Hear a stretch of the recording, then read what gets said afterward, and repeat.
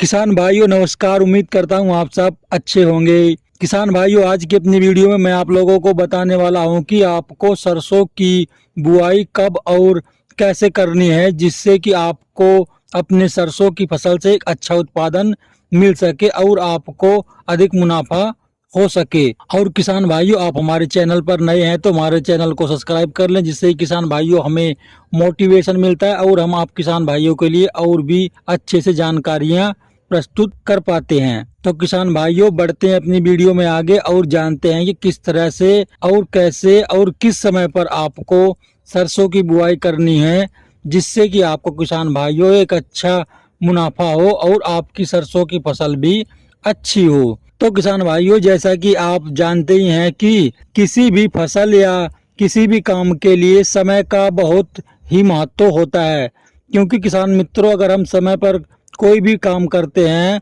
तो उससे हमें मुनाफा ही होता है, ना कि कोई हानि। उसी तरह किसान मित्रों अगर हम अपनी फसल को भी अगर समय पर बोएंगे तो उससे हमें एक अच्छा उत्पादन के साथ साथ अच्छा लाभ भी होगा। तो किसान मित्रों इसी तरह से हमें सरसों की भी बुआई समय पर करनी है, जिससे कि हमें एक अच्छा उत्पादन मिल सके। तो किसान भाइयों जैसा कि आप लोग जानते ही हैं कि किसी भी फसल की बुआई के लिए खेत की तैयारी और अच्छे से जुताई करना बहुत ही आवश्यक होता है। उसी के साथ साथ किसान मित्रों हमें अपने फसलों में रासायनिक उर्वरकों का प्रयोग भी करना पड़ता ही है।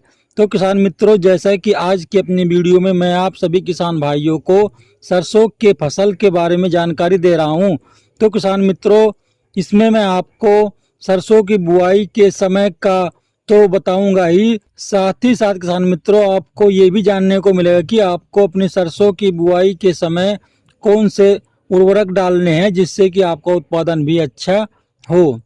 तो किसान मित्रों सबसे पहले आपको अपने खेत की तैयारी कर लेनी है और उसके बाद किसान मित्रों आपको अपने खेत में प्रति एकड़ 10 केजी प्रति एकड़ बेंटोनाइट सल्फर जो कि 90% वाली आती है उसका प्रयोग अपने खेत में करना है। क्योंकि किसान मित्रों जैसा कि सरसों एक तिलहनी फसल है और तिलहनी फसल में किसान मित्रों अगर आप सल्फर नहीं डालते हैं तो किसान मित्रों आपका उत्पादन कम होगा और साथ ही साथ आपके फसल में फंगस का भी प्रकोप होगा। किसान मित्रों सल्फर का प्रयोग अगर तिलहनी फसल में आप नहीं करते हैं तो इससे आपको लाभ के बजाय हानि हो सकती है और आपकी फसल में जो दाने होंगे वो हल्के होंगे।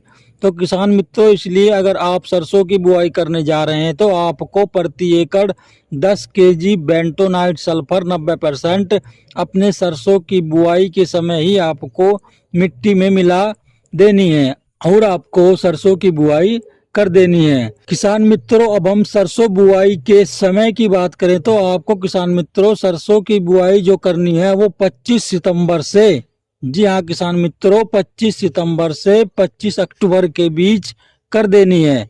क्योंकि किसान मित्रों ये सरसों की बुआई के लिए एक उपयुक्त समय होता है।